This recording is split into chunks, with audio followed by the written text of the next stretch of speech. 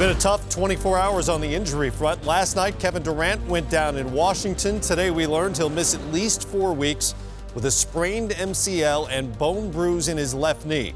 The Warriors say he's out indefinitely and will reevaluate him in 4 weeks' time.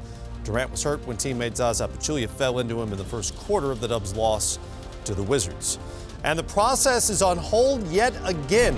The 76ers announced Joel Embiid's rookie season is over. The most recent MRI on his meniscus tear is more pronounced, quote unquote, than it was. Embiid averaged 20 points, nearly 8 boards a game, but played just 31 games as a rookie.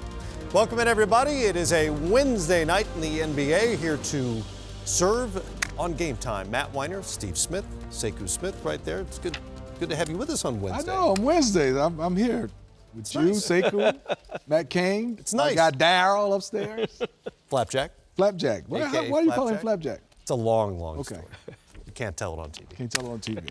All sorts of stuff going on tonight. Lots of games happening, and of course, reaction to the injuries as well. Warriors have the best record in the league, but now a major hurdle to overcome with Durant expected to be on the shelf for a month or more. KD's only missed 2 of the team's 60 games so far this season, though he barely played last night. And guys, he's been everything they could hope for, leading the 2-time defending conference champs in scoring, rebounding, and blocks so far, and shooting nearly 54% from the field. Like he and they didn't miss a beat. And of course, this being the social media age, of course, they're tweeting about it.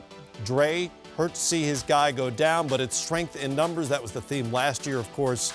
And we'll see how they respond. Stephen Curry also punched this out on his phone. Heal up. We'll hold it down until you're back on the court with us. So, guys, they come in with a 4-game lead on the Spurs in the Western Conference. If he's out, according to the prognosis, about 4 weeks, maybe more, and 4 weeks is the reevaluation. We don't really know. What would be your expectation for this team in the meantime, and what has to change? What kind of adjustments do they have to make?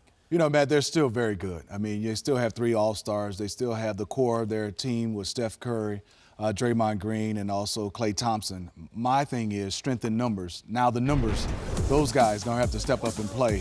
When you look at the Warriors last year, when they subbed and went to their bench, you felt like sometimes those guys maintained the lead, took the lead to another level, and even if they didn't play well, they played so hard and made teams have to compete against them.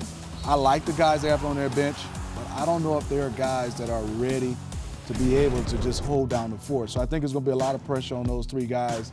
Draymond Green's about to play more minutes, and I think if you look at it, the way the league's been, at the end of the year, you want your guys to get rest, Sekou and Matt.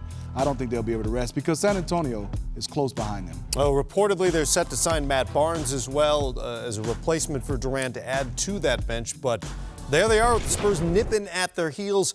And I don't know how much home court matters. You'd prefer it, obviously. Cleveland won a Game 7 on Golden State's home floor last year. Remember, Golden State won Game 6 in Oklahoma City last year. When you're talking about elite teams, they can generally win road games. You'd prefer to have it, but I don't know how much of a priority that is moving forward. Well, I think if it was a team that hasn't traveled the path that the Warriors have the past few years, it might be a bigger deal. But they won a championship somewhere other than their home floor. Right. They gave one up last year on their home floor. Right. They've got the experiences I think you need to weather that storm. The tougher thing, to Smitty's point, is the bench. Last year, you had a bench that forced other teams to really play to your style. Sean Livingston would come in and push the pace differently than what Steph would do. Maurice Space was huge in terms of coming in and being a big man who could stretch the floor in ways Andrew Bogut didn't. So now you're talking about a bench that really hasn't found itself this year, if you ask me. Andre Iguodala has always done what he does off that bench, but the rest of that group is largely untested. David West still trying to find his way. I'm curious what the Durant injury does to those guys, how it affects the way they continue to develop and grow their chemistry throughout this last quarter of the season.